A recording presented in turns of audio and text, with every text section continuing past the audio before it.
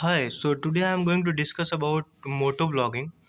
As we all know, like blogging is a video blogging और moto blogging is a blogging about motorcycle जिसमें हम लोग motorcycle के बारे में स्पेशली बात करते हैं। तो basically it's just another form of film creation. जैसे फिल्म बनते हैं तो वो भी एक फिल्म क्रिएशन ही है, बट ये शॉर्टर लेंथ का होता है, शॉर्टर पीरियड ऑफ टाइम के लिए होता है। So told from a motorcycle perspective, like इसमें हम लोग डिस्कस करते हैं एक स्पेशलाइजेशन लेके मोटरसाइकिल के बारे में। तो they can be anything motorcycle related, from travel to mechanics और biking. There is something for everyone, as a motorcycle enthusiast can watch and talk about bikes all the day long.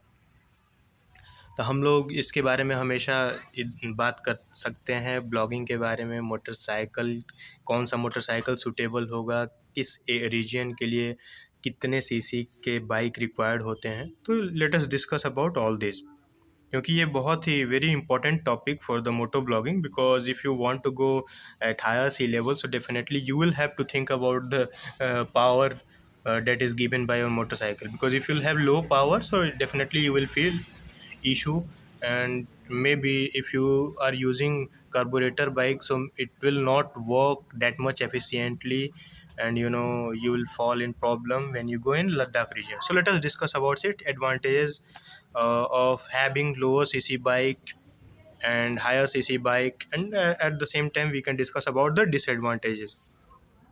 तो सबसे पहले बात आती है फ्यूल एफिशिएंसी, क्योंकि हम लोग अगर ब्लॉगिंग स्टार्ट कर रहे हैं, मोटो ब्लॉगिंग, जैसे मैं भी स्टार्ट किया हूँ, थोड़ा मोड़ा करता हूँ, लेकिन अभी सेटअप नहीं है इसलिए मैं रिकॉर्ड नहीं करता हूँ, स्टडी भी करता हूँ इसलिए उतना टाइम नहीं है।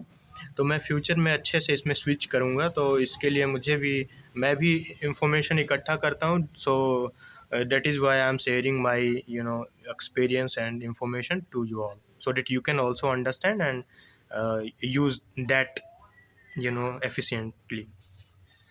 सो फ्यूल एफिशिएंसी जो है, लोअर सीसी बाइक जनरली है better mileage, like 40, 50, 60, 70, like we have many number of bike, like you can take example of Super Splendor, और बहुत सारी बाइक हैं, जैसे बजाज का है प्लेटिना, पल्सर को भी हम ले सकते हैं, क्योंकि ये भी 135 सीसी में आता है पल्सर भी।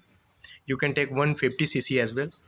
तो फ्यूल एफिशिएंसी, जो कम सीसी के बाइक हैं, ये बहुत ज़्यादा एफिशिएंसी देते हैं। This helps a lot in remote mountain areas where fuel station are, क्योंकि हम लोग जहाँ जाएंगे, रिमोट एरिया में जाएंगे, तो हो सकता है वहाँ पेट्रोल पंप कम मिले।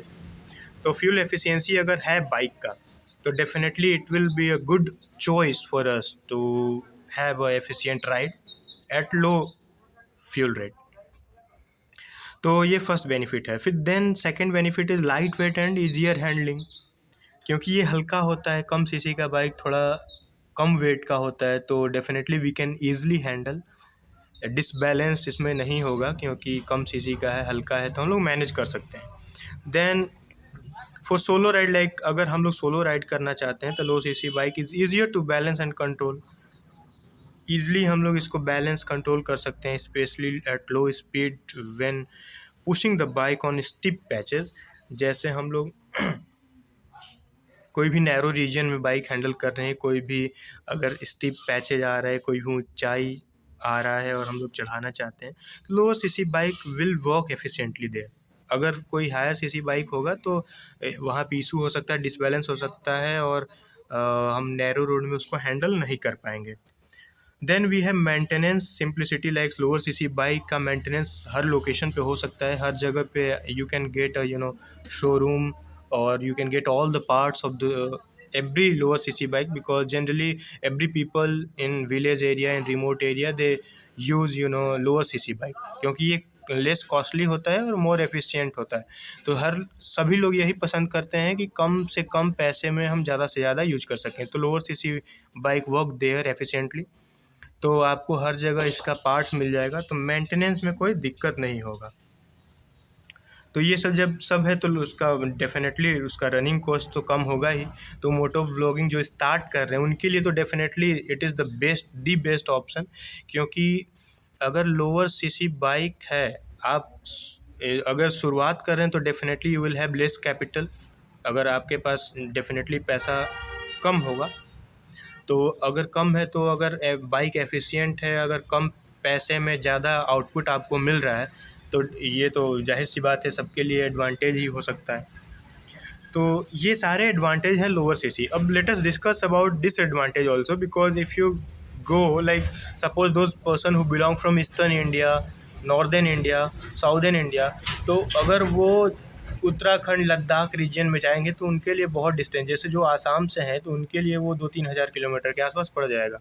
तो आप अगर इतना दूर जाएंगे और अगर if you use lower CC bike, so you will have to give more time, because अगर रेगुलर आप लोअर सीसी बाइक को चलाएंगे तो उसमें हीटिंग का प्रॉब्लम आएगा, और जिसके चलते आपको बहुत परेशानी हो सकती है, गाड़ी ख़राब हो सकता है, आपको वेट करना पड़ सकता है, इंजन ख़राब हो सकता है।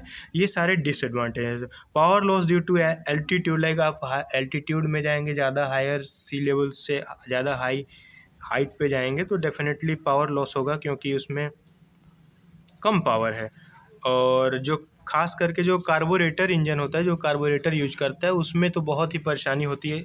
आजकल जनरली वी है BS6, तो BS6 में ये इशू नहीं होता। तो मैं ये आप लोग को सजेस्ट करूँगा कि आप लोग जब भी जाएँ, you should definitely use BS6 engine. Like generally we get BS6 nowadays every bike, like when you go for 100cc, 125cc, 150cc, every bike is transformed to BS6 engine, so you can use that।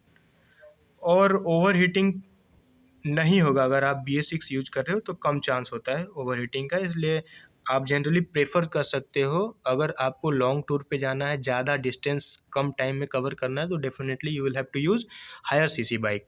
You can go for Himalayan, Royal Enfield, and you can go for Dominar, you can go for KTM Duke, and you can go for some more like Ninja. So these are the benefit of higher cc bike। तो अगर आप higher CC bike जिस रखेंगे तो definitely luggage आप ज़्यादा ले सकते हैं, क्योंकि वो ज़्यादा लोड लेके चल सकता है, कंफर्टेबल होता है, ज़्यादा पावर है उसमें। और ब्रेकिंग का भी दिक्कत आ सकता है अगर आप ऐसे लोकेशन में गए हैं जहाँ